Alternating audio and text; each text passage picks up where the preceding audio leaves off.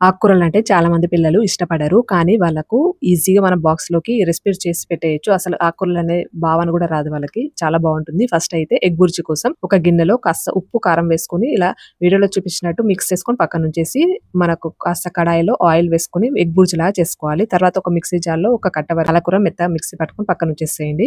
Egg bhurji చేసుకున్న కడాయిలో కాస్త ఆయిల్ వేసుకొని బగారాకు, దాల్చిన చెక్క, లవంగ, ఇలాచి, అలాగే అనాస పువ్వు ఇవన్నీ వేసుకొని పచ్చిమిర్చి, కరివేపాకు, ఆనియన్స్, తర్వాత పుదీనా ఇవన్నీ వేసుకొని మంచిగా దూరగా వేయించుకోవాలి. ఇవన్నీ వేయించుకున్నాక మీకు నచ్చిన కూరగాయలన్నీ వేసుకోవచ్చు. కాస్త క్యారెట్, క్యాప్సికమ్, స్వీట్ కార్న్ కూడా యాడ్ చేశాను. అల్లం వెల్లుల్లి పేస్ట్ కూడా పచ్చివాసన పోయిన తర్వాత దీంట్లో టమాటా మాత్రం కంపల్సరీ వేసుకోండి. ఇదే బావుంటుంది. టమాటాలు మాత్రం టమాటా చాప్ చేసి అయినా వేసుకోవచ్చు. లేకపోతే మిక్సీ పట్టుకొని అయినా వేసుకోండి. తర్వాత పైనుండి ఉప్పు చల్లితే తొందరగా మనకు మెత్తగా అవుతాయి. తర్వాత మెత్తగా అయిపోయాక దాంట్లో మనం పాలకూర పేస్ట్ వేసుకొని అది కూడా పచ్చివాసన పోయిన తర్వాత కొద్దిగా గరం మసాలా, జీలకర్ర పొడి, ధనియాల పొడి ఇవన్నీ వేసుకొని కలుపుకోవాలి. ఇప్పుడు దాంట్లో మనము కాస్త నిమ్మరసం పిండుకోండి అరచెక్క. ఫ్లేవర్ బావుంటుంది. టమాటా వేసినప్పుడు నిమ్మకాయ పిండితే తర్వాత బుర్జు అలాగే రైస్ వేసుకొని కొత్తిమీరాకు వేసుకొని ఒక 10 నిమిషాలు అలా స్టవ్ పైన ఉంచేసేయండి కలుపుకున్నాక. అంతే అండి, palak egg fried rice ready అయిపోయింది. చాలా టేస్టీగా ఉంటుంది. ట్రై చేయండి. నచ్చితే ఒక లైక్ ఇయ్యండి ప్లీజ్.